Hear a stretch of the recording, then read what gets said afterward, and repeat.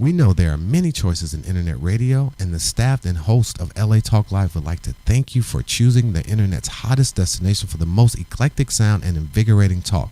This is LA Talk Live. We are more than just talk. Better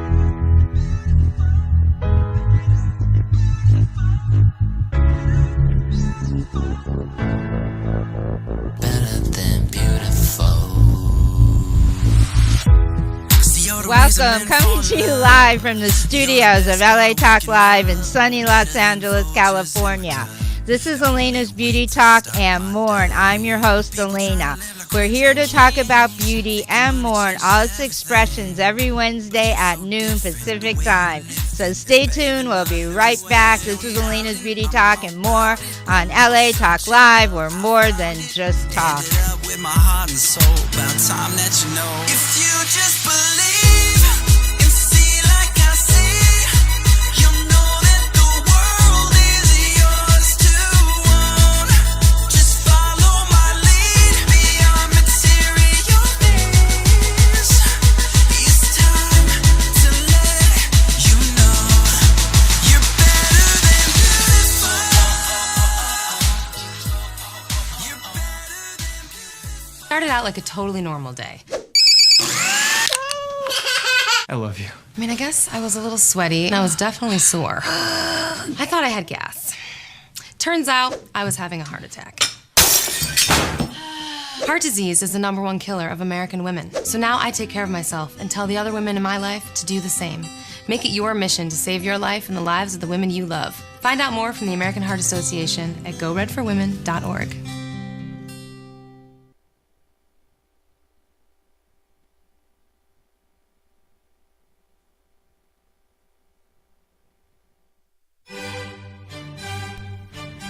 Hi, this is Frank, And this is Ruslan.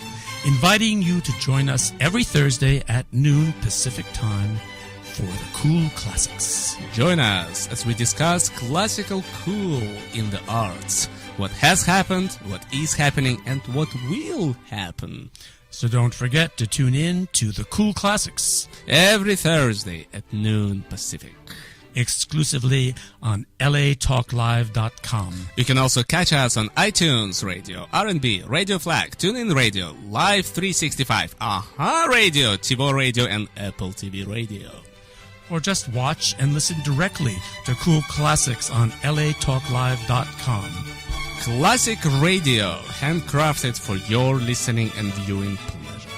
This is LA Talk Live, and this is Frank. And this is Ruslan. And we are more than just talk.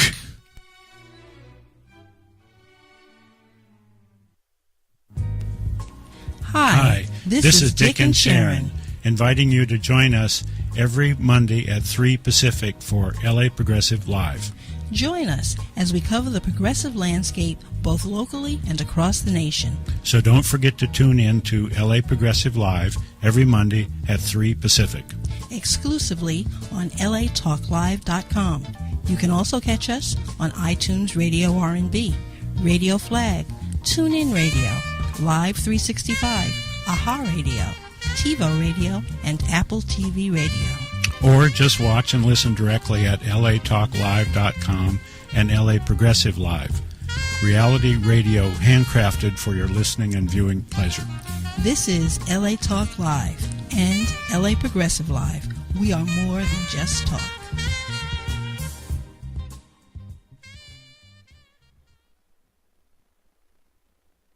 Go through my mind like a shooting star. Wish I could pause you like DVR and rewind to all my favorite parts to see your smile when I hit play. You grace the cover of a magazine, but you decline the opportunity. Welcome back to Alayna's Beauty Talk and more. Happy New Year, everybody. Happy New Year. Yes. Yeah, anybody can join in that's sitting at the table, and then we will go around and introduce everybody. But I just hope you all had an amazing and wonderful new year. We have so much exciting things happening here at LA Talk Live. I'm so glad to be back after a couple weeks off because Christmas and New Year's came on days of our show. So it's really fun, and I'm opening up with my really good friends, and you just heard them on their little commercial for their new show. Ruslan and Frank Feta are both here. Hey, I'm Frank. I'm Ruslan. And we're the Cool Classic. I did want to get that in the show. I didn't know it was going to come this early Happy in New the Year. show. Happy New Year. Merry Christmas. Happy holidays. Well, this is actually a very fun to open up the new year with you guys. Thank you. You kind of were my groupies for the last year, and now We I'm still are. and I'm so excited that you took your own show. That's a big step. Yeah, it I'm is. really glad. It's It's huge. wonderful for the station. It's wonderful for the listeners because people really do not get the behind the scenes and how hard you guys all work in the classical music industry. And they don't teach it enough in school, so it's really good to inspire the audience that listens at LA Talk Live and beyond. Yep. You know, it's just so important. That's why I had you on so much, because it was just becoming lost. Thank you. You know, younger kids didn't really know what classical music, how, you know, Well, how look, much the basics are, that they have to know that. It's not just that, the younger kids. I'm Ruslan, by the way, everybody. Hello. I'm the Yeah, Russian we're guy. They know of classical music, but there is this general perception among them that classical music is boring. You see, that's the catastrophic moment of it. And once we show them, I know that my personal experience, whenever I go to a school, high school, and I just play for them for 15, 20 minutes, all of a sudden I see these wide open eyes saying, oh, we thought it's so boring. It's apparently so exciting. So I'm proud to say that on this Saturday, on our concert of Glendale Phil, this is our holiday concert and birthday party for the orchestra, and myself, Frank Fett will be conducting, and I'll be, performing as well solo. We will have more than 200 kids from Glendale high schools, from other schools, and we give them $1 tickets to specifically give them an opportunity to come and experience this type of art with the hope that they will like it and will come back later as our fans and dedicated supporters of. Well, you have a huge finance. amount of fans at the That's true, yeah. at the Glendale Philharmonics. I've been to many of your concerts, and I will be there this week. So I'm looking forward to it. All right. Yep. Before we get into this whole discussion and say why you're here, let's just go around the table and let everybody. You know what, Ruslan? You know everybody and their backgrounds better than I. I mean, I know Frank, but the But it's other always people- better when people talk for themselves, right? Yeah, because but- what if I say something wrong? No, but introduce them and. Ruslan, you never say anything.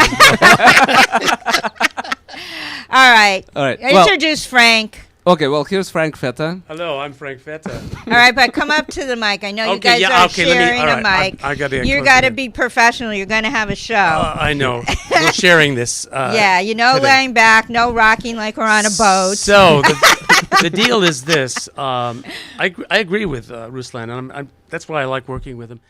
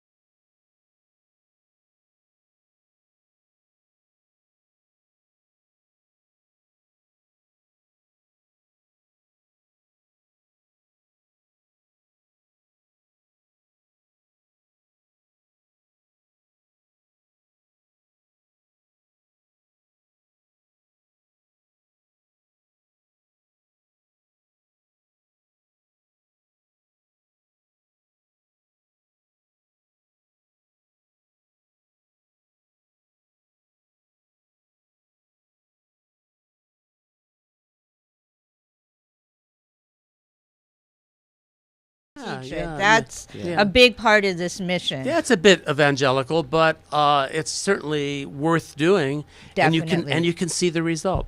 So I'm glad that we're doing this week, And I'm really glad yeah. that I'm doing Yeah. another concert with the youth orchestra this Sunday, specifically tailored pretty much for the youth audience, for students, high schoolers, and we have two wonderful guests here.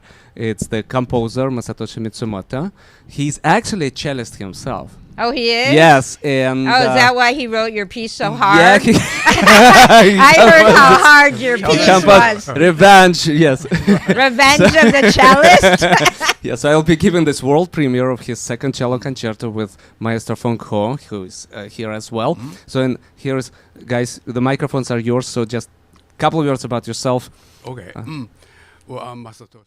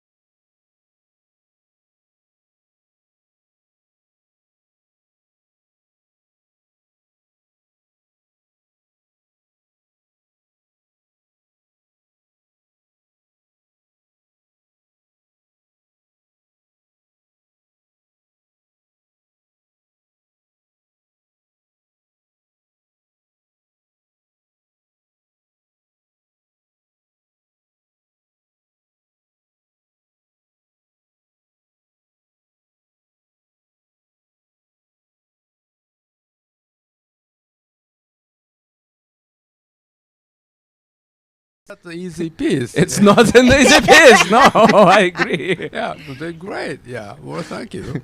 Well, yeah, Masa was at the rehearsal. We did the rehearsal on Sunday with orchestra, which went actually quite well.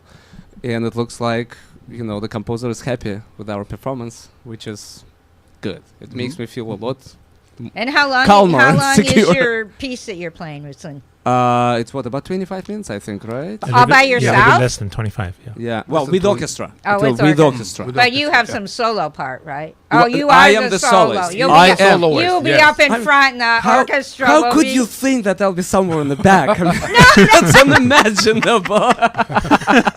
Do you have a bunch of? You got enough hankies? Huh? You're gonna have enough hankies so that I don't know what hanky is. Yeah, but- I'm Russian. Keep it in mind. I don't. I mean enough stuff because you get so Sweaty. sweaty. Oh yeah.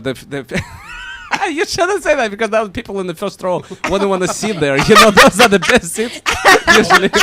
Ruslan, I have a great idea now. Let's save some of those sweaty T-shirts and auction them off. eBay You on can the next sign day. them. You should.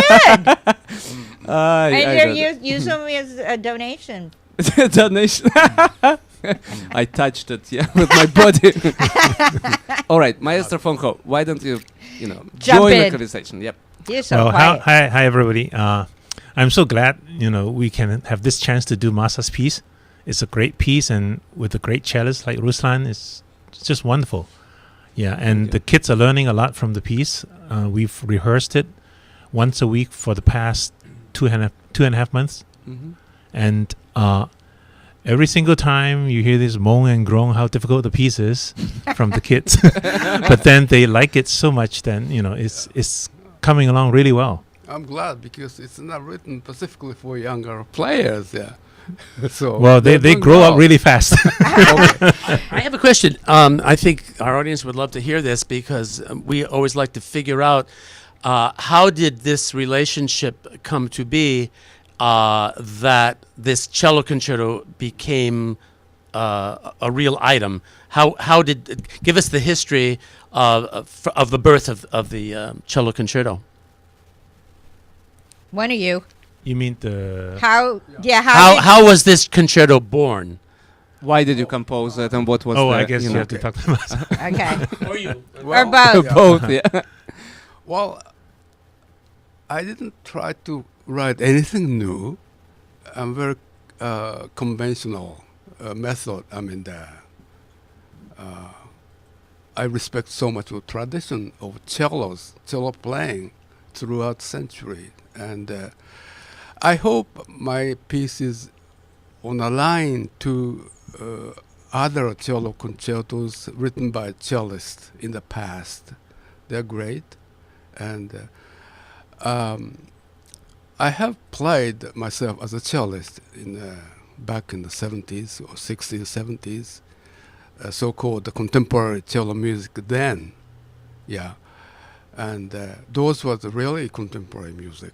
Play as fast as you can, or, play behind the bridge or top your cello. Mhm. But I'm not doing any of those. Very That's true. conventional. And I have melodies and harmonies, of course, the rhythm. So, and I composed the first concerto.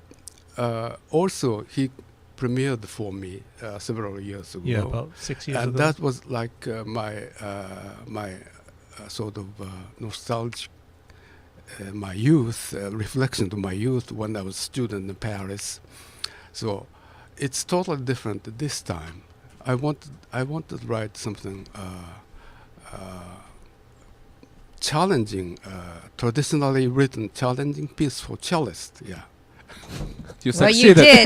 Yeah, you did. Yeah, it has to be reasonably difficult because otherwise, it's too boring. And I know how cellist feels, when you study for a number of Good years. that you right? know that. Right? Yeah, yeah. So this is the first time anybody's going to hear it. Correct. Yeah. Right. That's a world including premiere. myself. Yeah, even you. Okay. That's right. But the question I'm asking though is, how did this collaboration between Ruslan and Feng Ho and Masa happen? When did you, for example, when did you begin the composition of the cello concerto? This one was written in 2010. And I so showed him my friend and wondered if he has a chance to do it, because I wrote with a sort of big orchestra, and by myself I can't afford to hire an orchestra. Yeah. And we've been talking about it, and finally it came, and Meant to be. So Yeah, So even though that this was in 2010, this performance this weekend is the premiere performance. Correct. Okay. exactly, yes. and when we talked a couple years ago, and I'm always in favor of performing new music other than the traditional, because I strongly believe that, especially in the youth orchestras, they need to learn about Beethoven and Mozart, but they also need to learn about the new Mhm. contemporary composers. That's why our concert this weekend is named from Beethoven to Mitsumoto. Yeah. So we're doing a Glinka overture, also named Ruslan and Ludmila. Not because Ruslan's playing, but All about me. All about me. Wait, you're not on the mic. Nobody can hear you. I think, didn't we do Ruslan and Ludmila when you did the Dvorak with me? I think so. Yeah, I did. Yes, people like it. This Ruslan and Ludmila overture. Prior to my All right, but you know what? While you're on the mic, tell everybody, give a little background. You just started talking. They don't know that you're the conductor of the youth orchestra, or you're the how do you promote yourself? yeah, I'm the conductor and the janitor for the youth orchestra. But the youth orchestra of Los Angeles, the youth orchestra, I can't remember. Yeah, the orchestra is actually a combination of the Cal State LA Symphony and the Olympia Youth Orchestra. We are one orchestra, and we do perform 4 times a year. This year, however, we did 5 concerts. We did 1 extra concert in the city of Duarte at the Performing Arts Center for their citizens over there.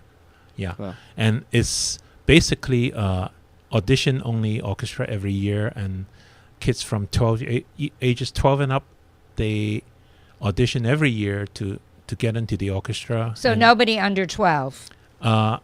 I would love to take anybody under 12 if they're good enough, but I think socially they might not fit in, because 12-year-olds, when you see a 12-year-old talking to an 18-year-old, they don't talk. Yeah.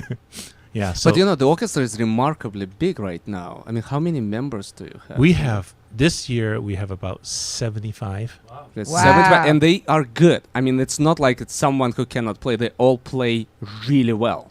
So those who would come on the concert I dare to say, they will be stunned to hear the quality of the performance. And when do auditions start, or what time? When in the year do you start taking auditions? Yeah, like all youth orchestras, we start auditioning somewhere between May and August, depending on the time. Because mine's always been open all summer, so you just contact the orchestra or contact me, and I'll set a time for you.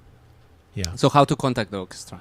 You can go on olympiaphil.org, olympiaphil.org, and there's a section under youth orchestra. Just click it, and there's an online application you can submit. Or probably, everyone can just Google Olympia Youth, right? Yeah, Olympia Youth Orchestra. Orchestra, yeah. Yeah, then you would get to the website. Yeah. And where do you practice mostly? In what city? We rehearse every Sunday afternoon at Cal State LA. Yeah. Okay. So it's a wonderful, excellent facilities, really safe and easy parking. Right. There's no problem with parking. And the department is very supportive of music, so it's great. It's wonderful. And you teach there, don't you? Yeah, I teach violin, and I'm the orchestra conductor there. So you do a lot of things. Well, like I said, I'm the conductor and the janitor. But you also give a lot of inspiration to these kids. Yeah, it's great because I think the kid, like Frank was saying, these are our future audience. If we don't give them the chance to learn anything about music, classical music would lose our audience. Correct. Yeah. And even LA Philharmonic right now, they're doing a great job in doing all these educational programs, which is wonderful. But I hope it doesn't come too late, because I was telling my friends in the field 30 years ago, and I told them, you guys should start teaching. Because a lot of players, they claim that they're too busy, or they are really too busy, so they go, I don't teach. But if you don't teach, how are you going to get the next generation to like what you're doing? Yeah, that's very important. But in this sense, I'm really grateful and happy that we are starting our show tomorrow, the Cool Classics. Because, out of all classical music radio stations in Los Angeles, there is basically only one left, KUSC, right? Right. And other radio stations, LA Talk Live will be somewhat exceptional in terms of having us talking about classical music, playing this fine music art pieces, describing that music, explaining what this music is about. Do you think you'll come in and play live once in a while? Maybe. Yeah, why not? Maybe we'll have, maybe I'll bring Frank, some of swing the mic to you. Yeah, actually, we were thinking that because maybe we could. Is this working? Yeah. We were thinking that we could possibly bring in even an electric piano. We could do something together. Or if we'll eventually have singers on, they may want to do something. Fine, we sit down, we do that. A violinist, oboe, whatever, composers might want to sit down and show what they're working on in that particular time, I'm thrilled you guys took a show. Yeah, I'm glad. But, I'm referring to something the phone host said. I think it's really, really good. I haven't heard anybody who has actually said that before, where that you actually encourage your colleagues to teach. Because I teach. I don't teach. People ask me, would you teach piano? I said, no, I can't stand that. I just can't stand to teach piano. Never could. I was always impatient and nasty. It was terrible. But ever since I came to Los Angeles, I have been working with singers, because it's another area of my, opera is a big area of my life. And I have anywhere in any week 10 to 15 people who come in from San Francisco or San Diego or New York or from London, and I actually teach them. I show them how to do better what they're already doing, perhaps, So it's not necessarily at the nuts and bolts level. It's at another level, but it's sharing what I have learned as a conductor with singers, so that they know better how to deal with their art, and it refreshes me. It absolutely refreshes me. You have to give back. It's important to give. Yeah. But I think it's also, as a teacher myself, I can say, I see mistakes of my students, and all of a sudden, I would play, and all of a sudden I notice these mistakes in my performance. So it actually gives you sort of a mirror reflection of your own craft.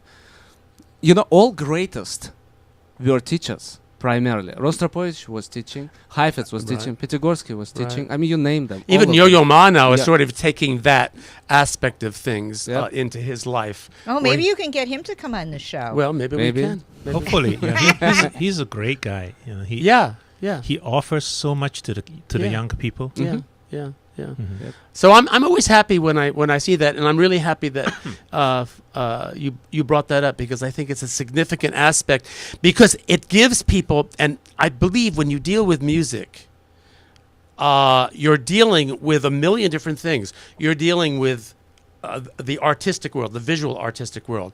You're dealing with the compositional. You're dealing with the philosophical. You're dealing with the literary. You're dealing with the dramatic. So music connects to so many different disciplines. I even have this new student. This is hysterical. She's a singer. And she was recently on So You Got a Voice or whatever those things. The Voice. Is that something like that? One of those. But not only is she a singer, but she's a professional weightlifter. You know, He's a bodybuilder. she's a bodybuilder. Wow. And it's good because she keeps herself in shape, which also helps to keep the voice in shape, you know, and has this kind of very strong approach to And she's the opera? opera. I have actually several bodybuilders who are opera singers. you know. Bodybuilders love Frank Feta. Yeah. Well, You know Ruslan, what, don't you- you go to gym all the time? I We go to have the how they same met gym. you. That's I how they do. met. Gold gym. Yeah, We gold go gym. to We the go to the same same gym. gym. We've run into each other. Yeah. He's got really cute legs. He wears these little shorts. I tell that story all the time. Well, I wouldn't know. Everyone join Gold's gym. Here we go. Yeah. Gold's Gym Hollywood. It but all any starts Gold's there, Gym. right? I mean, Yeah. yes, it is I give a big plug because it's the beginning of the year. Yeah. Gold's Gym any of the Gold's Gyms are run Yeah. incredible, but our Hollywood Gold's Gym It's very is special. really very special. It's very fun. But I actually and recommend everybody's very nice there. true, very true. But I And recommend very clean. true. I recommend everyone. Clean and nice, good in music too. Good at music. I recommend everyone, even if you don't want to join the gym, go to Gold's in Venice, the famous. Yeah, the famous one. That's basically a historic landmark now, because all famous bodybuilders, you know, that became later movie stars, and Arnold Schwarzenegger, who became a governor, you know, they were working out at that gym, sure. and the environment, the sense of the spirit is still there. Everything is pretty much intact. It's like walking into the live working museum. I literally feel that, and I periodically would go there just to sort of inspire myself. I love Golds. I've been in Golds worldwide. I've been in Golds in Moscow, in DC, in New York.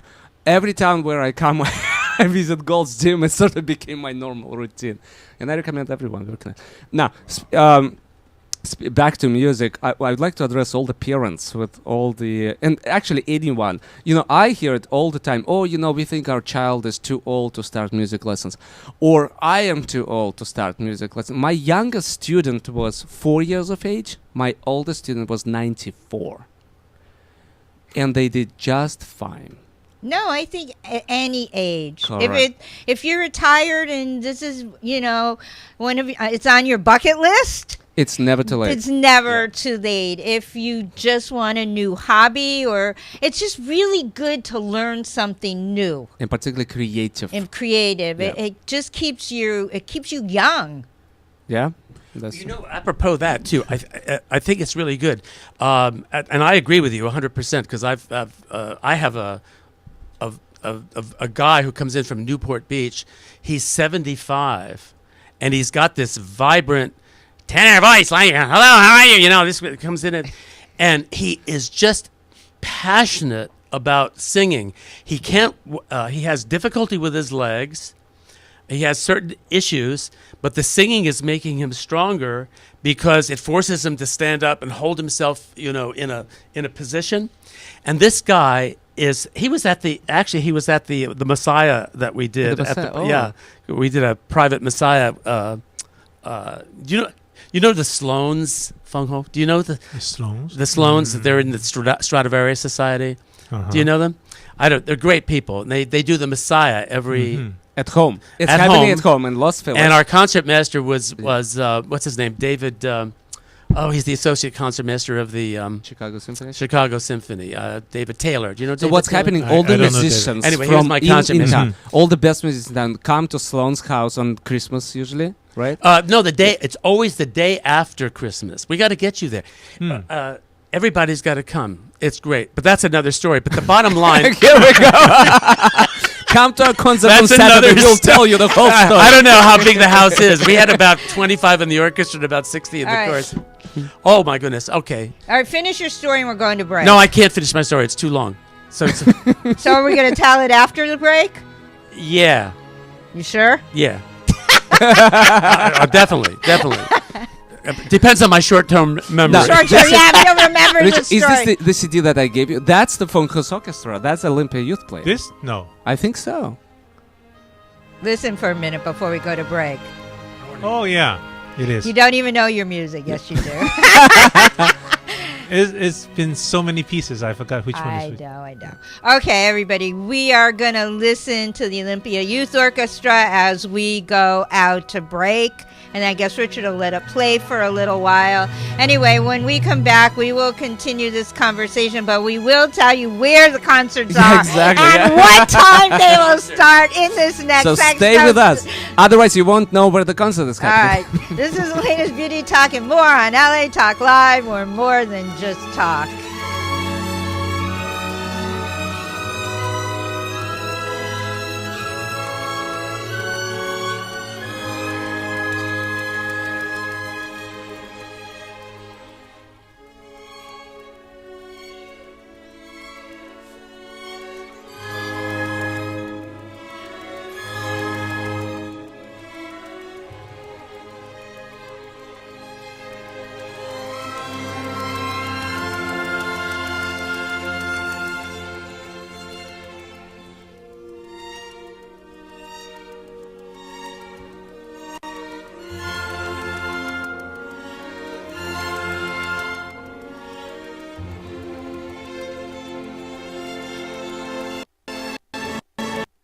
We know there are many choices in internet radio, and the staff and host of LA Talk Live would like to thank you for choosing the internet's hottest destination for the most eclectic sound and invigorating talk. This is LA Talk Live. We are more than just talk. Hi, this is Dr. Levi, your fitness doctor, making a personal house call, inviting you to join me Wednesday at 10 a.m. Pacific for my all-new show, The Dr. Levi Show. Join us as we discuss fitness, health, and well-being, including emotional and spiritual health. So don't forget to tune in to The Dr. Levi Show every Wednesday at 10 a.m. Pacific, exclusively on latalklive.com and the Talk Live Broadcast Network. You can also catch us on iTunes, Radio R&B, or watch us on Ustream.tv, or catch us on the Live 365 network. And now on Radio Flag and Stitcher Radio. Reality radio handcrafted for your listening pleasure. This is LA Talk Live, and we are more than just talk. Hi, this is Starlet Quarles, and I'm inviting you to join us every Wednesday from 5 to 6 p.m. The Dialogue, Real Talk, Real People. Join us as we discuss the topics that are relevant to today's generational leaders. So don't forget to tune in to The Dialogue, Real Talk, Real People, every Wednesday from 5 to 6 p.m. right here on latalklive.com. You can also catch us on iTunes Radio R&B, Live 365, Radio Flag, and now Stitcher Radio. Or watch and listen directly at latalklive.com. Reality radio handcrafted for your listening pleasure. This is LA Talk Live, and we are more than just talk.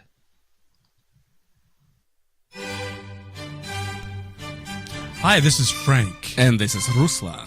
Inviting you to join us every Thursday at noon Pacific Time for the Cool Classics. Join us as we discuss classical cool in the arts. What has happened, what is happening, and what will happen.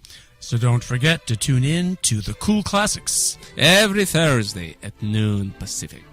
exclusively on latalklive.com. You can also catch us on iTunes Radio, R&B, Radio Flag, TuneIn Radio, Live 365, Aha Radio, TiVo Radio, and Apple TV Radio. Or just watch and listen directly to Cool Classics on latalklive.com. Classic radio, handcrafted for your listening and viewing pleasure. This is LA Talk Live, and this is Frank. And this is Ruslan. And we are more than just talk!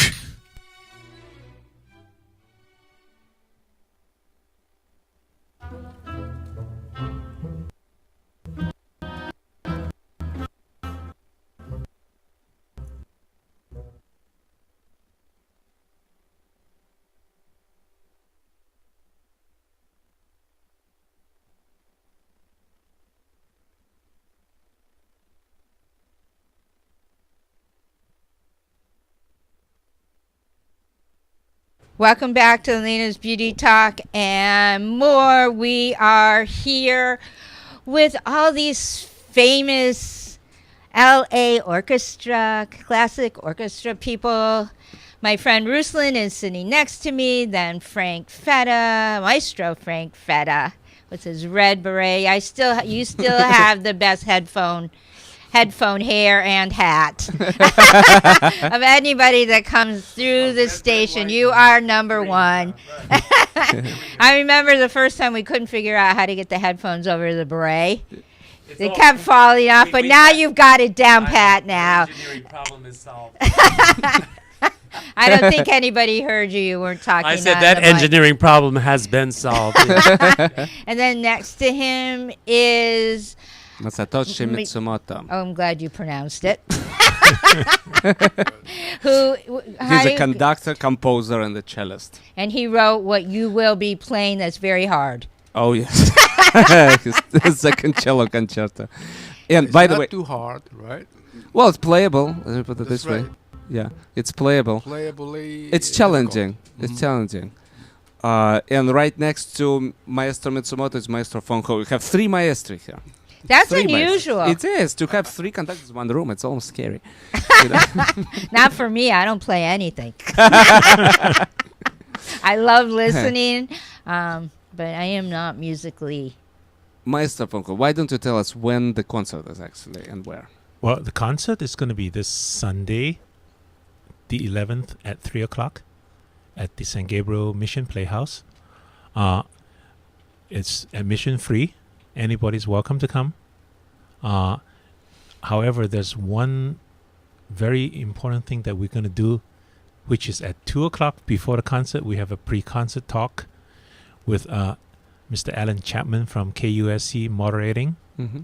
And we're going to have a pre-concert talk for about half an hour, talking to the 3 of us, how this piece came about and how you're enjoying the almost playable piece. So yeah, bring your kids. Oh, it's an excellent piece. It's just It is a beautiful, excellent piece. Melody and good harmony. So will it?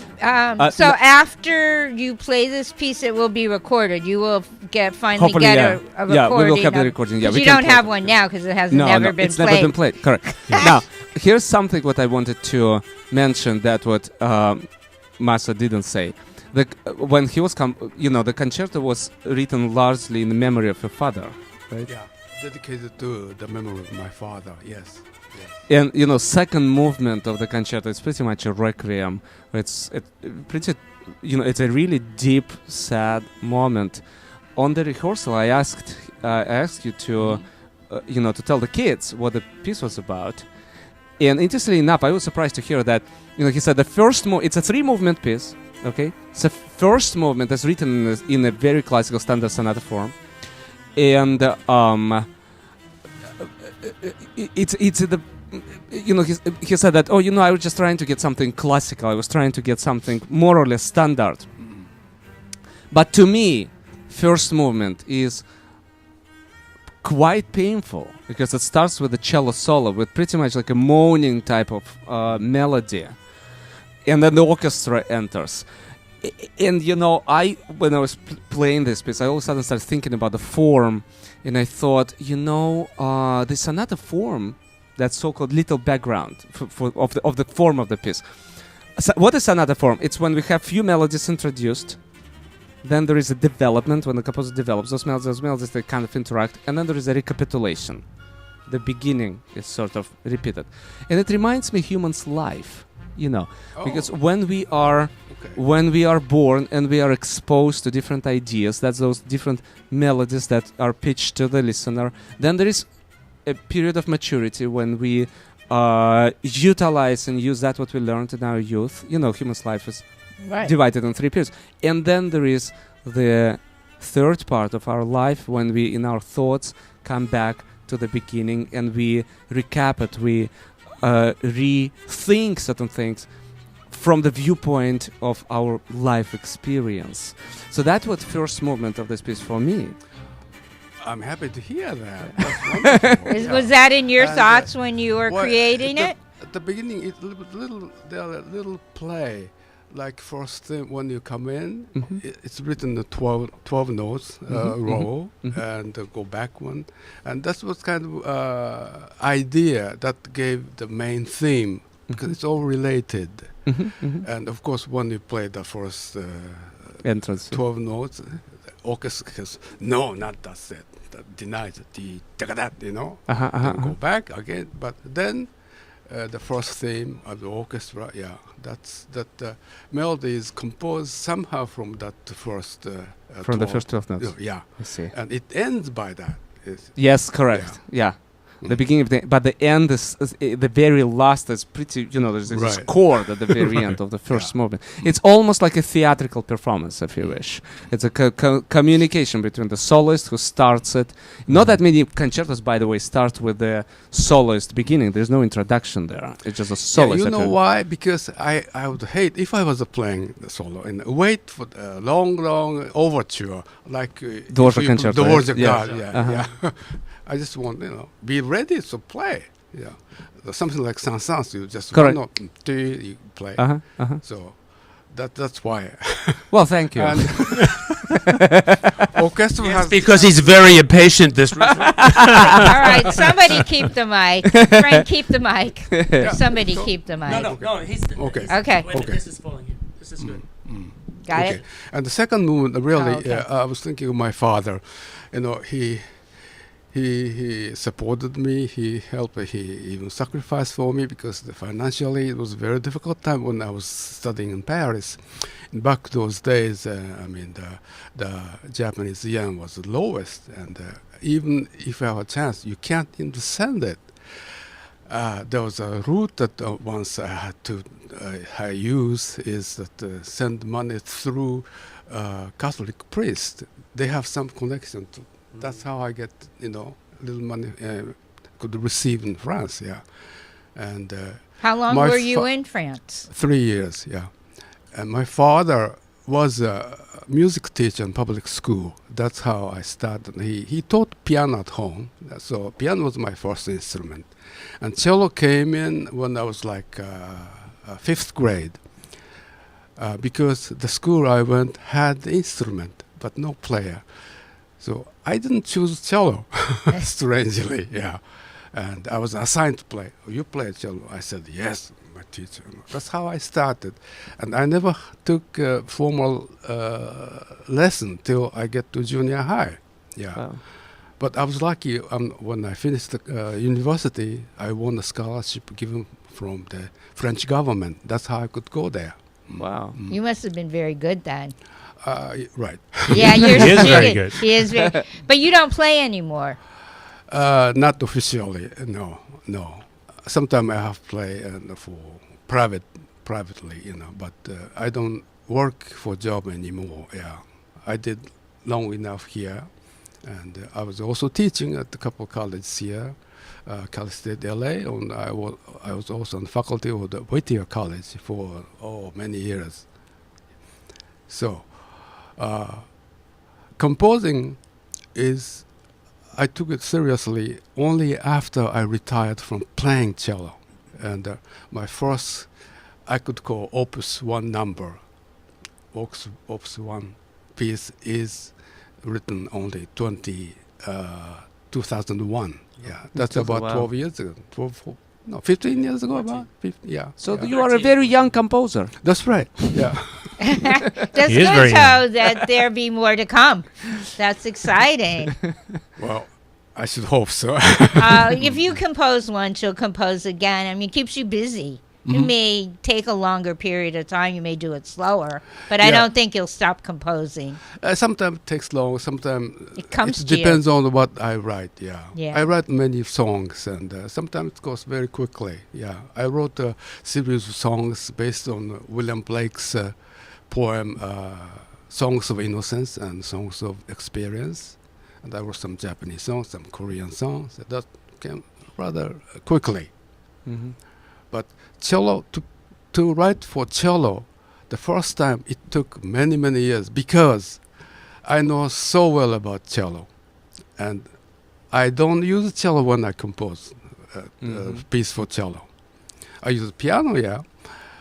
But if I use cello, my hands will dictate, you know. It's like improvisation. You know, one time Piotr said to us, improvising is so good. It always sounds good because they all play within their the limitation, the comfortable area. Correct. So I don't want that to happen to my composition. So, of course, after I write, I check with cello if it's really playable. That's what I do. But I don't use cello. So when you finally finished your piece, and did you play it? I try, yes. He tried it and then he shipped me the music. But then he decided not to premiere it. He gave it to someone. right. Oh, so Rusin's the lucky one who gets to play it for the first. I'm always the lucky one, yeah. Yeah. Well, you know what's interesting? Yeah, well, Frank, take the mic. I think with composers, it's interesting. For example, I'm not saying this happens all the time, you know, but I'm a great fan of Aaron Copland, for example. And when Aaron Copland is conducting his own music, I'm not all that excited by his interpretation of his own music.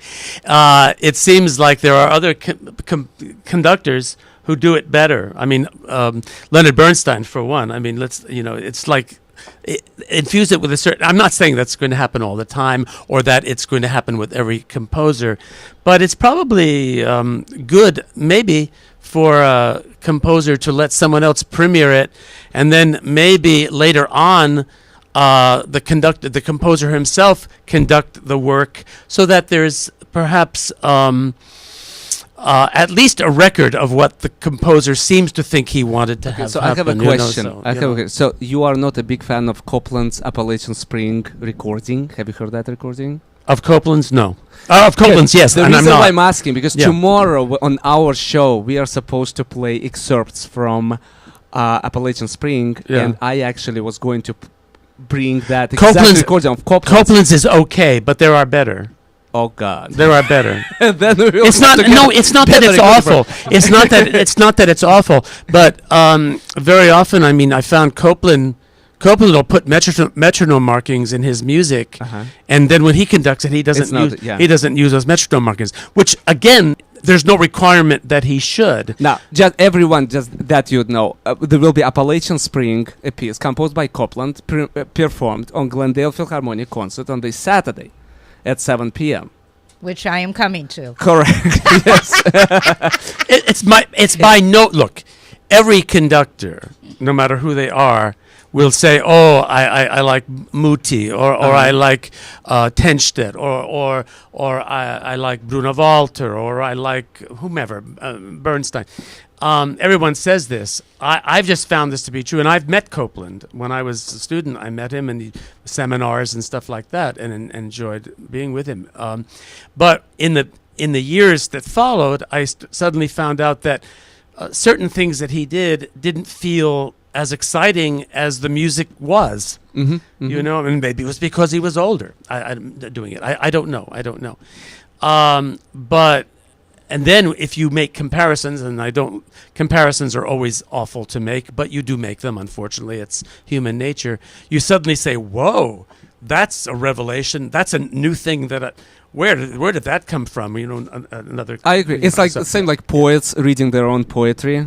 You know, when very often they would start reading it and it's like, and it sounds almost boring, quite. And it takes an actor, or an actress, to present that piece. Yeah, it's just like anybody developing their own product. It's very hard to sell your own art, to sell something that you created because you're too close to it. But interesting that you brought up the tempi, that the tempos of that, because it's interesting.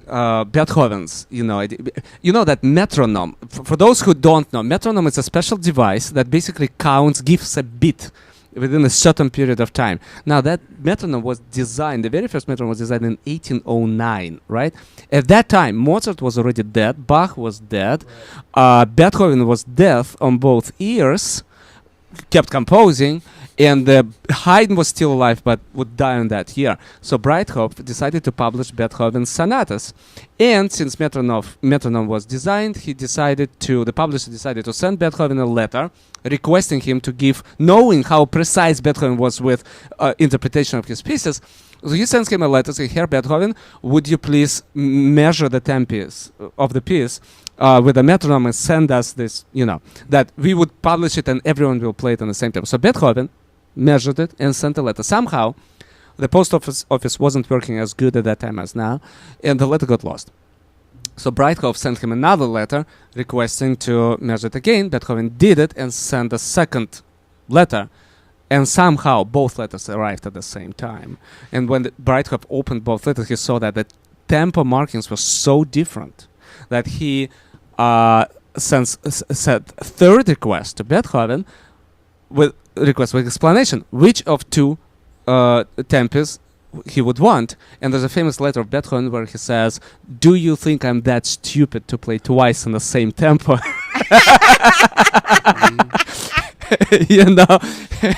That's to all the critics of mine who say that I play Beethoven too fast, or now we will be playing Haydn concerto, though it's about the same period of time as Beethoven on Saturday.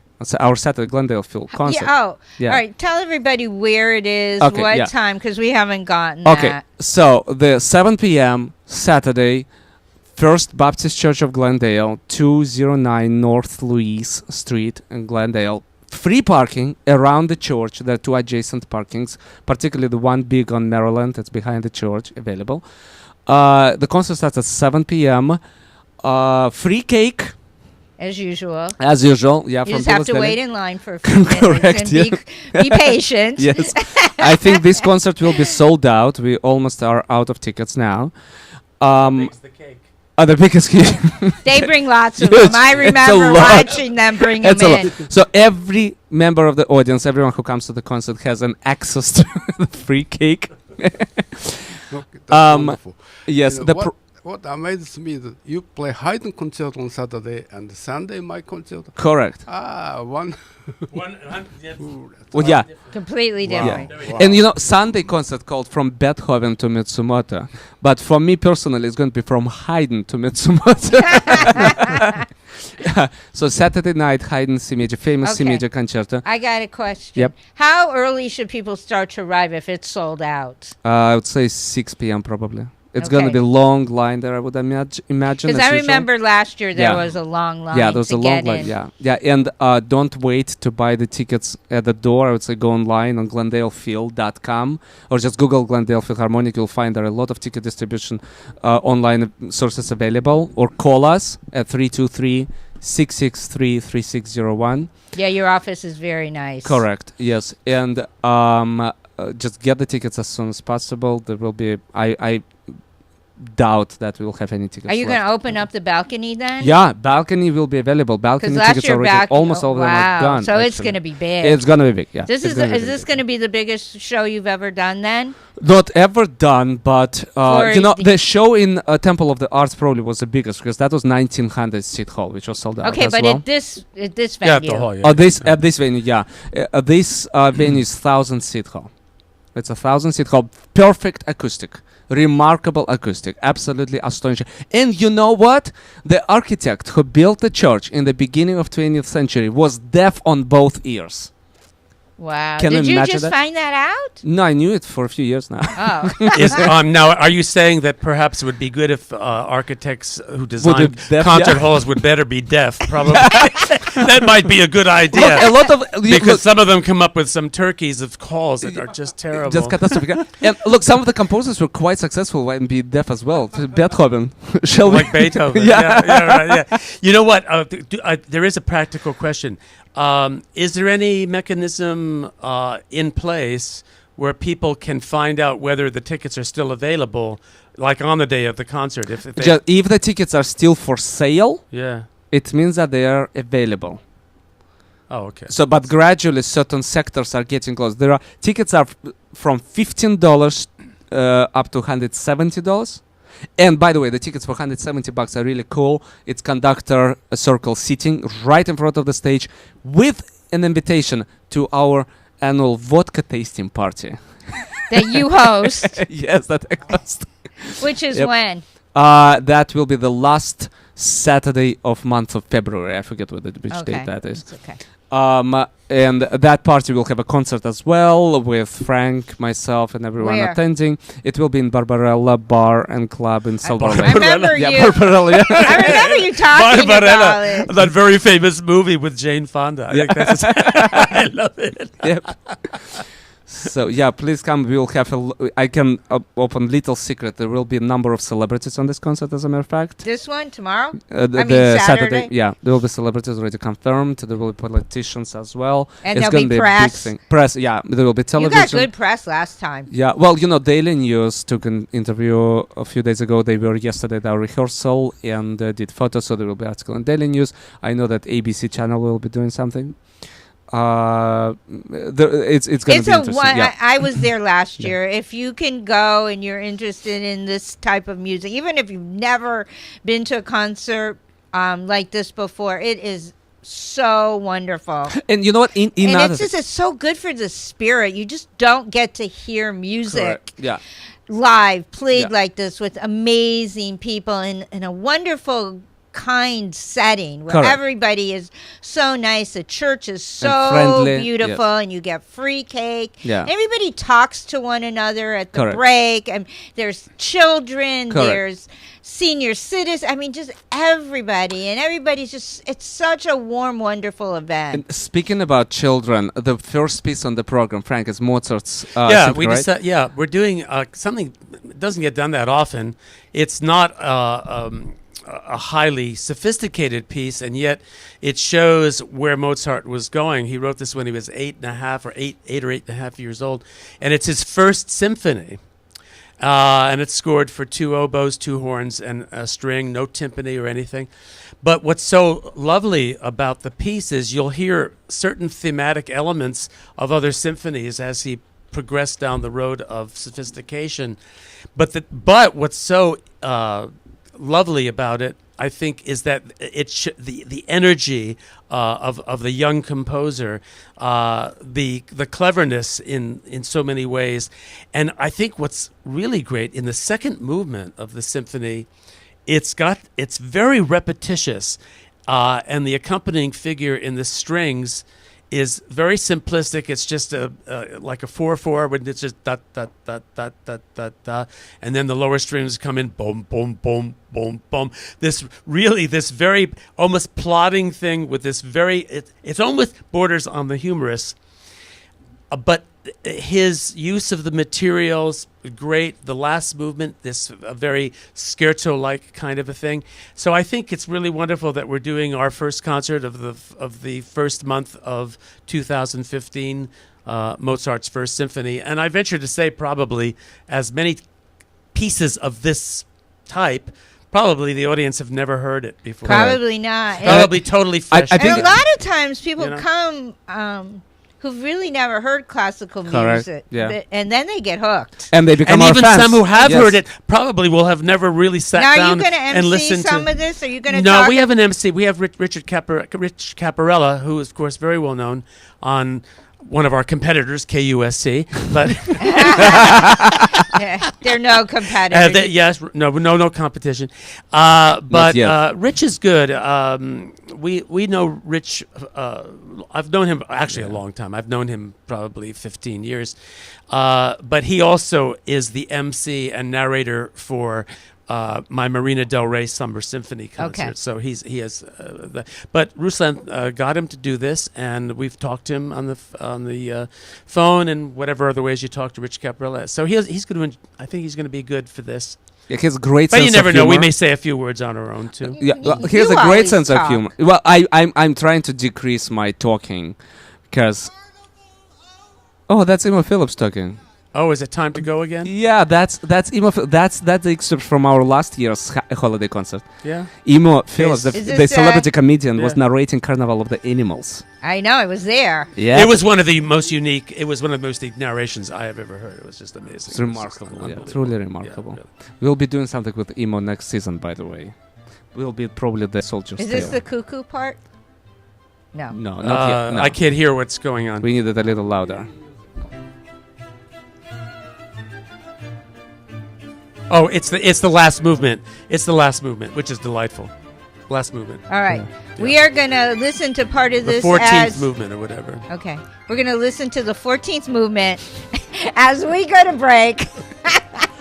When we 14e mouvement. when we All right. come back, we're going to continue this conversation. We're going to get Maestro Fong Ho back on the mic. You kind of sat here all quietly through the show. We got to get back to the youth orchestra Okay. concert when we come back from break. So stay tuned, everybody. We'll be right back. This is Alayna's Beauty Talk and more on LA Talk Live. We're more than just talk.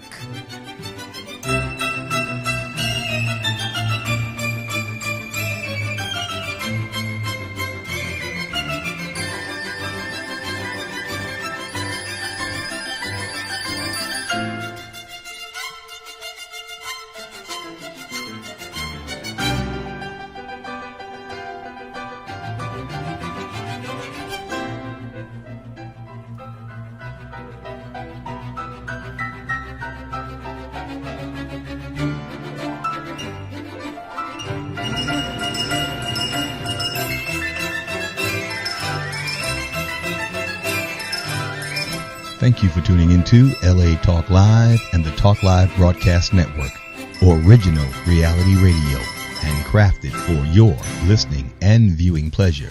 This is LA Talk Live, and we are more than just talk. Stay tuned.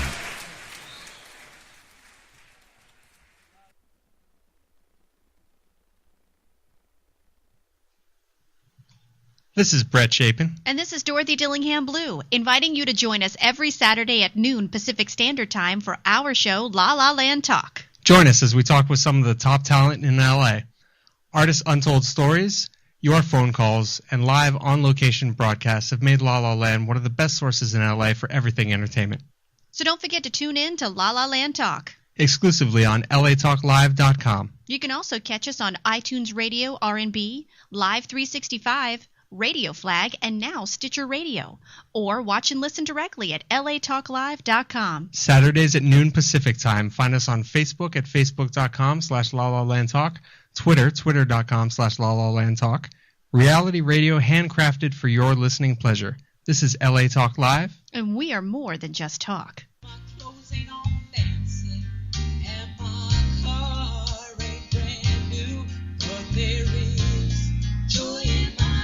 Hello, I'm Joel Ramirez And I'm Lolita Robinson Coppage, and welcome to Joy in My House on LATalkLive.com.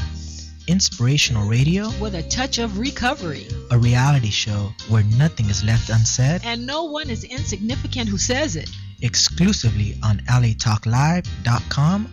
You can also catch us on iTunes Radio R&B or watch us on Ustream TV. Reality radio handcrafted for your listening pleasure. This is LA Talk Live, and we are more than just talk.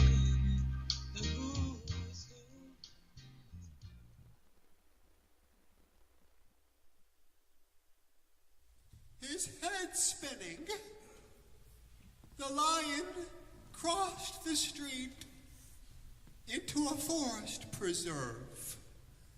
As the sun set, he heard something from deeper within the forest. A cuckoo. Strange, thought the lion. Sounds like he's at ground level. I bet he hurt his wing. Well, it won't be my proudest moment, but and he followed the calls of the cuckoo into the darkening woods. Welcome back to Alayna's Beauty Talk. You got to listen to this. This is my favorite part. I made them play this. It's so cute. The cuckoo. Does it come on soon? Yeah, it is.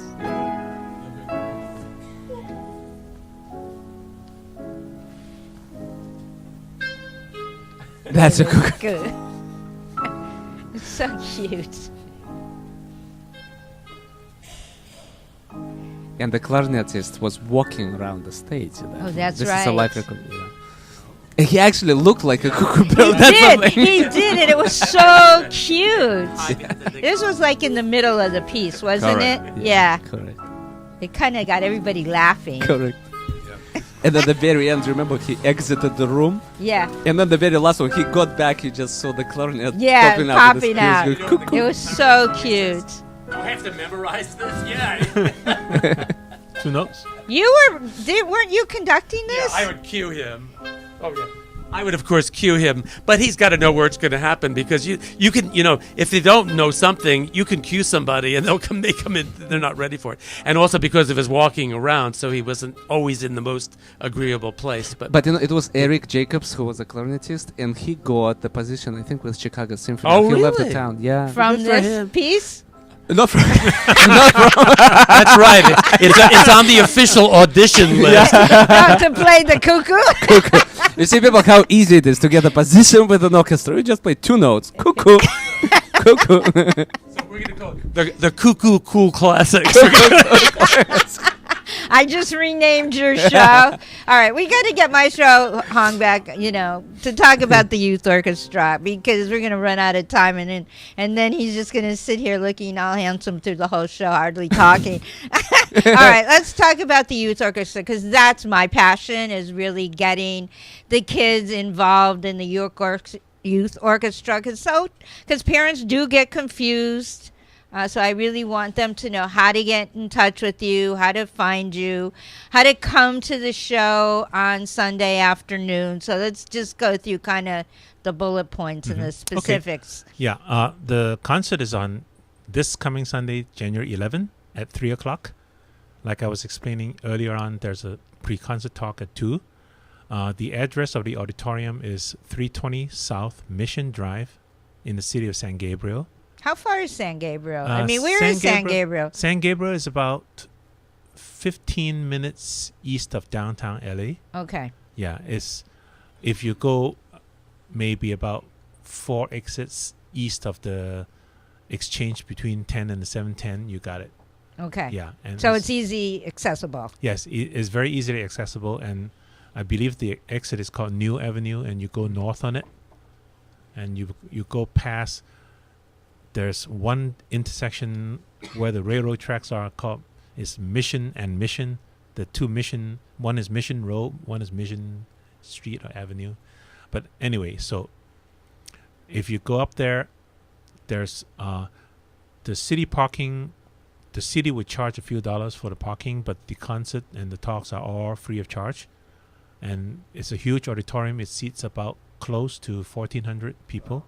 Yeah, and I'm hoping to fill as many seats as we can so we can hear this wonderful piece. And, of course, Ruslan doing... Ruslan will be there. Ruslan being crucified with a cello concerto, right? Yes, I'm coming up. I'm bringing my hammer. May I say something about, because I've conducted at the San Gabriel Civic Auditorium. First of all, you're going to get a wonderful concert, a wonderful piece, a wonderful orchestra, a wonderful cellist. But for those who are also interested in sort of the artistic and the architectural history of the Los Angeles region, this is a real gem. It looks like a California mission. Correct. And the theater outside is spectacular with these porticos and plazas. I think there's a fountain there, if Yes, I'm not correct. mistaken. Yep. And then when you go inside, it's fantastic because all of the decoration inside is done sort of in a mission, Aztec, early California style with painting and so forth. So it's a beautiful, beautiful place to hear music. So not only will you hear that great music, but you'll be in a historic California building. The It's really auditorium, the ceilings are all painted beautifully with paintings and everything, and also the acoustic is really good. So should they arrive a little before 2 so that they could get seated for the talk? Yes, for the talk, they should arrive a little bit before 2. And if you're just planning to come to the concert, you should really arrive before or at 2:30 in order to get seated and get yourself a parking space. But I would say come at 2 because the talk is going to be interesting. Right, I think everybody we'll talk should about the go pieces to that the will talk. be performed. And it's general seating, so if you come at 2, listen to the talk, and you can just stay in your seats. Correct. You will And get you the best really seats, good seats. actually, yeah. Mm-hmm. Yeah. So we can see Ruslan sweating. Oh God! So what else is on the program? So we have Matsumoto second cello concerto, Right. world premiere. We're going to begin with the Glinka's Ruslan and Ludmila Overture. All about me. That's right. All about Ruslan. And the Mr. Moto cello concerto, second concerto. And we have intermission, and then we're finished with Beethoven's First Symphony. And how long will the concert be? I would think we would probably finish before 4:30. Okay. You know what I want to say? Come on our Glendale Field concert on Saturday night, listen for first Mozart symphony, and then come on the next day at 2:00 and listen for the first Beethoven symphony. You will see they are basically contemporaries. I mean, Mozart was a little bit older than Beethoven, but Beethoven was raised by his father having Mozart's in mind, right? And it's really interesting to see the difference between those two German-Austrian, composers that lived in the same town, Vienna. They both Will your were fingers Vietnamese. be tired by the next day, by Monday? No comments. I'm taking Fifth Amendment on that. Carries a bottle of Tylenol with him. No, I put it on my Facebook. And a bottle of vodka. I put it on my Facebook yesterday. I actually have a water bottle of vodka in the back of my car. I carry it with me all the time. Okay, all CHP officers, Frank Fett is on the road. Oh my God. That wasn't me, that was Ruslan. Okay. Yep. Okay, so you want everybody to go to both. Yeah, of course. I mean, look, you get free cake on Saturday night. And free concert on Sunday. And free concert on Sunday. Yeah.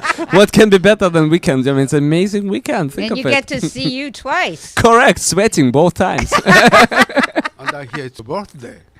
True. Right. You know that January 11th, Sunday, is my birthday, actually. Oh, really? Oh, yes. is it? Happy birthday. Yes. Mine's yes. 11 days later. Here we go. Yay! And I'm February 11th, so we're both 11. We both 11. Isn't that something? And I'm the 22nd. That's Yeah. funny. And on Saturday, we call our Glendale Field concert holiday concert and birthday party because it's going to be birthday for the orchestra. Orchestra is 5 years of age now. Wow. And now another interesting thing, I mean, I hate to say, to be honest, but I cannot not to bring it to attention. I was giving an interview to a couple of newspapers last week, and 5 years ago, when our orchestra was incepted, there were 3 orchestras in Glendale. It was Glendale Symphony, Renaissance Symphony, that was converted to Glendale Pops, and we appeared all of a sudden, Glendale Philharmonic. Now there is only one left. You. Yeah, Glendale Phil. And probably because of this, there's so much of attention to that, what we do now, because we actually had no support from the city or from other, entities. We really exist primarily on the box office. And, it became sort of a famous phrase of mine now when I would, we are really dependent on the ticket sales. And I would, address to my friends and say, would you come on our concert? Buy the tickets. Oh, I cannot. I have some plans or something. That's okay. Don't come. Just buy the tickets. For us, it's truly, you take donations, though. We take that. Yeah, we are 501c3, non-profit, tax exempt. All donations are 100%, tax deductible. With that in mind, we are still our main source of funding is. And box how many office. concerts do you have this year? From 6 to 8 concerts. Not all of them are orchestral concerts. Many of them are chamber music concerts. We simply cannot afford having, An full orchestra. Yeah. With that in mind, we have 75 musicians on the roster now. It will be 20 musicians on the stage on Saturday. and I dare to say some of the highest, best players in town. As a matter Are of any of fact. your students or some of your old? This is professional orchestra, This so is no for students no allowed. students. Students will be on Sunday. Sunday. Yes. Yeah, actually, in my yeah. orchestra, there's one of his students. That's gonna where be- I knew that there was He's some in my group. connection. I Yep. couldn't remember where it was. Yep. Yes, and I'm training this little kid to take his place. How old's this little kid now? I think he's Yeah, 12. with 12. Oh, Yeah, he's 12. Ruslan, Yeah. you don't have anything to worry about for a while. Oh, you never know. You never know. Let me tell you, after Nathan, a student of mine, won Tchaikovsky competition this summer, the younger players are phenomenal. I have to say, it's really incredible to see the level. Some of those kids are remarkable. Remarkable. Wow. So, yeah, we have a lot of talent, actually. All right, in this let's world. get back to auditions because that's important. Even though it's not Uh-huh. for a while. Right. Yeah, auditions, you can go on the website olympiaphil, PHIL, right, .org, and go under youth orchestra and click the online application form and just submit it, and I'll be in touch. Yeah, because that's important because, Yeah. kids want to play. Right, yeah, and I would love to have as many kids take part as they can because it's a nominal tuition fee every year, but compared to the activities that we're doing and the things that we're learning from all these professional soloists like Ruslan, it's well worth it. Oh, the kids need to play. They need to Mhm. get that experience. Right, and they need to take care of. They also learn how to take care of their own business because at the very beginning of the year, I tell them, it's your life. You have to take care of your schedule. So the kids are responsible for reminding their parents, "Hey, I need to be there at rehearsal and things like that," and they need to be responsible for practicing their own parts. And of course, we have professional coaches for them, almost, every other week. And I mean, if this is what they want to do, they're doing it at the highest level possible. And I think it's a really great experience for the kids in terms of the social environment. And You the know, parents. because they are surrounded with the like-minded individuals. It's really nice. All the kids there are really, they're smart children. It's just great experience for them. Instead of having your child, wandering somewhere on the streets, get them into the orchestra. I It's know. that I mean, we simple. hear get your kid into sports, get your kid into sports. But this is the same thing. Get your kid into something. Not Into- every kid loves sports. Into truly creative, into Yeah. truly, and this is not It's it's a fun moment for them, but it does require them to work, to think, to take responsibility. There are duties that they have to or perform. any sport, right? Right, It's the yeah. same. I mean, not it's every a training kid for their is- mind yeah. because it really helps them develop their mind, their logic. Correct. When they practice, they have to analyze the piece so they can get it done in a short time or as efficient as they can. So it actually trains their mind to be great mathematicians Mhm. or scientists later on if they don't want to go into music. And it's not just they just make it into the orchestra and then they can feel relaxed or anything. There is auditions happening during the actual season, I think, right? For the sitting in the orchestra. Yeah, during the season, I have seating auditions. I don't assign the seatings right away, so Mhm. everybody gets to be rotated in the section, and they get to sit up front, and they get to sit in the back and feel how it is to be a group effort. Mhm. Because in an orchestra, it's always a group effort. It's never individuals. Yeah, it's a team play. Yeah. Yeah. I think both of this is such great to hear this and what Alayna said and what you are saying with regard to the musical experience. It is different from sports. I was raised in a sports family. I was never an athlete. I played tennis and ice skated. I mean, that's sort of sports, I guess. But it always had to be something individual for me. I felt ice skating, I could do that on my own. I didn't need to be on a team, although my team aspect was when I was in band or orchestra because I played brass instruments and did that. Okay, so that was from musical. But there is a big difference, I think, between sports and music, obviously, and why participation in music, I'm hearing and happy to hear stressed today, because there is that not only is there a physical aspect and a social aspect to it, but there is that, what I would call the sensitivity aspect, the artistic aspect, and the intellectual aspect. And I think that that's something oft times in our society nowadays that is not stressed. More is stressed in this society, a competitive aspect. And I don't know that competition is necessarily the best thing for everybody. Unfortunately, I do deal in competitions also, like with many of my orchestras have competitions. I don't like to call them competitions. I much rather call them auditions to ferret out those people who are deserving of playing something with an orchestra. That I'd rather look at it in that method. But the competitive aspect can be really devastating, I think, to a lot of young kids, because they are taught, especially in sports, to go against somebody. You're always against somebody. It's not, yes, you might want cooperation on your team, but there's always an enemy out there. There's that other team that is thought to be your enemy, and you've got to overcome them within a certain rule structure. So that's why I really... That's why we're here, you know, and why it's so nice to see. And you're going to be continuing this conversation actually tomorrow. We will continue. On your new show. We will. Yep. Our new show. And what's it called? Oh, it is called The Cool Classics. And I'm Frank. And I'm Ruslan. There we are. Okay. But and Richard's already shaking his head. Richard's got it. Hey, Richard, you turned red. He does that often. Richard's our producer. And he's been my producer from day one. I'm going into my 5th year. I know. I know. Doing Alayna's Beauty Talk. Wow. And Richard's produced, I think, all but one of my shows when he was out sick or he had to run an errand. It's been amazing. Yes, you will get used to his signals and him turning a little red. He is amazing at what he does. He certainly is. He is absolutely amazing. The fact that he's taken this challenge on of running a station like this, I mean, it's pretty remarkable when you think.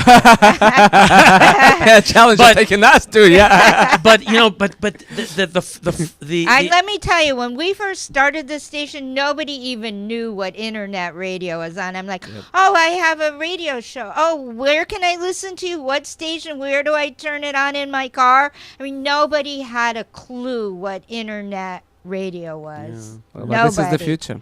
It's remarkable. And to have that forum to be able to actually discuss ideas, not just what are you doing today or what are you doing tomorrow, but the ideas that... we can get in depth into what people are doing. It's the ideas that underpin the things that we're doing. Yeah, and what we talk about comes from our hearts. Yeah. You know, we're here, I mean, my idea of my show, and yours too, is to inspire people. Not just talk about ourselves, but talk about it from our heart and to really inspire people. If we can get one kid or one mom to email you about their child, then we've done our job. If we sell out your no.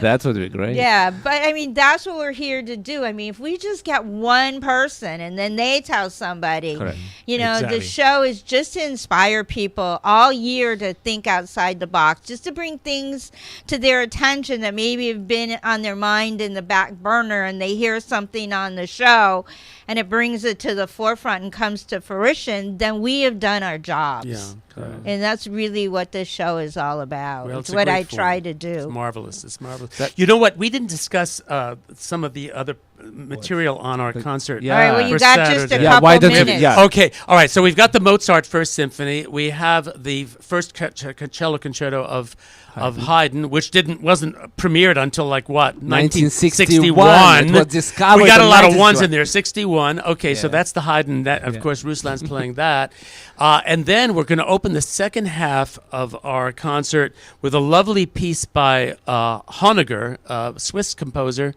And it's called Pastoral d'été. So what we wanted to do is, since we've already been through the season of autumn, we are currently in the season of winter. So then we go to the Pastoral d'été, which is the summer pastoral, and then we end the concert with Appalachian Spring. So we're giving you spring and summer during our winter season, and then our final thing, which enables us to bring the entire orchestra back to play, and it's like a potpourri of instruments. They all come back with us, and we're doing Scott Jomplin's Entertainer. And how long is this going to be? Like 3 hours, like it was? No, last it's a year? short concert. Actually, this is a short concert. No, it's an hour and a half. About it depends on how quickly the cake will be eaten. Yeah, that's it's where really- the break. That's where That's it where takes. the- Yeah, yeah. because you can take a. The Mozart Symphony is only 10 or 12 minutes. Okay. The Yeah, the Haydn's Haydn's about about 15 or 15, 20. 20. Appalachian Springs 25. The Honegger is 5 minutes. Scott Jomplin's is and about then 5 the minutes. cake is Yeah. an hour. Yeah. That's the best part, right? And we promise to have enough cake. Fill the hall, and Ruslan will have enough cake Oh, for and everybody. you should take a. I mean, you can't. They have a lot of the church kind of roped off, but if you should take a little tour of how beautiful It's this a great, is. yeah. it's a The- great looking the- building. The Yeah. It's a church historic building. Was built and the 100 stained years glass ago. is just Correct. incredible. How many pianos are there, Ruslan? About 25. 25 pianos. 25 in the building. 25 grand pianos in But, the building. The ladies, two in if the you have to center, go to the restroom, it's a long walk, so make sure you're ready for that. Yeah, that we can help you with that one. But that's always important to women. That's where I saw you sitting, because I was trying In to the find. restroom? No, I was trying to find the restroom, and you. It was before I really knew who you were. You were sitting outside outside in the hall, kind of meditating. Before you were just sitting quietly outside in the hallway. And that's where we met? Well, you had come on my show, but we didn't. Last year, we didn't know each other that okay. well. Oh, well, now we do. Yeah. So now we'll, you've been a we'll regular. sit and meditate together. But yeah, you always said you like to just be quiet before I do a little bit, yeah. the concert. I take about a minute. A minute of quiet before jumping into the maelstrom. But yeah, the whole evening is spectacular. it's a It good is evening. definitely. If you are interested, please get in touch with Glendale Phil. If you just go to their website, which I went to GlendalePhil.com, today, yeah. GlendalePhil.com. Or just Google Glendale Philharmonic yeah. and I will find it. And get tickets. You'll really enjoy it. There isn't much out there that's like this. It's very community and very wonderful feeling. You'll walk away with just a whole heart. It's a full of wonderful music. It's wonderful. Charging experience for the whole year. All right, we gotta wrap up the show. Ruslan, your final thoughts. Happy New Year, Merry Christmas, Happy Holidays. Come to our concert on Saturday at 7 p.m. Thanks very much for listening. Sunday. And listen for us tomorrow, January 8th at noon. On the Cool Classics. And I'm Frank. And I'm Ruslan. Right here at www.latalklive.com if you forget. And we'll have David Streets, the Beverly Hills celebrity, fine arts appraisal as our guest. Oh, good. We'll be talking interesting things about the So art. you're going to be sitting here in my seat? Oh God, no! I don't know. We'll see. That's a hot seat there, you know. We'll see. Maybe we'll flip a coin, you know.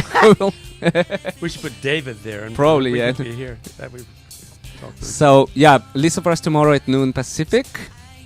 We are broadcasting from Los Angeles, latalklive.com.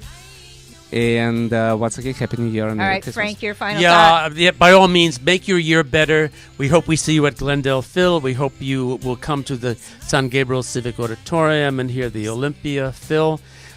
It'll make your life better. It'll make your whole year better. And once again, Happy New Year. We're really delighted to be back here with Alayna. Okay. You can talk. Why don't you talk? All right, you can. Oh, well, first of all, thank you very much for Oh, having I loved me having here. you. I was very, very. You did a great job. Thank you, and I hope listener got a little more curious about my piece and come to the concert. Oh, good. My Great. show. So everybody come to the concerts and get your kids involved in music. That's the best thing that you would do for your life right now. All right, good. Okay, so let me tell you who's coming on the show next week because it's really exciting.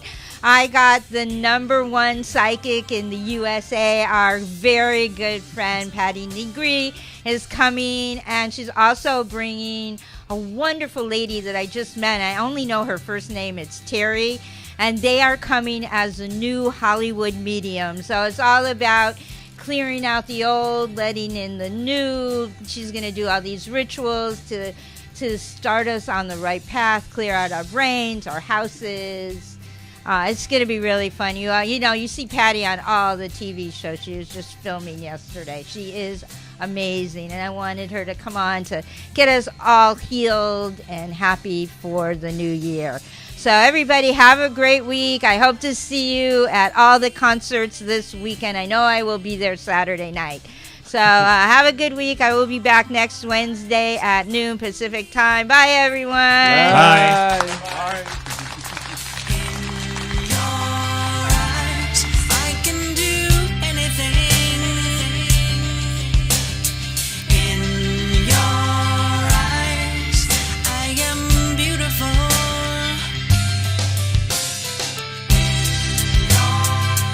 Thank you for tuning in to LA Talk Live, reality radio, handcrafted for your listening pleasure. This is LA Talk Live, and we're more than just talk.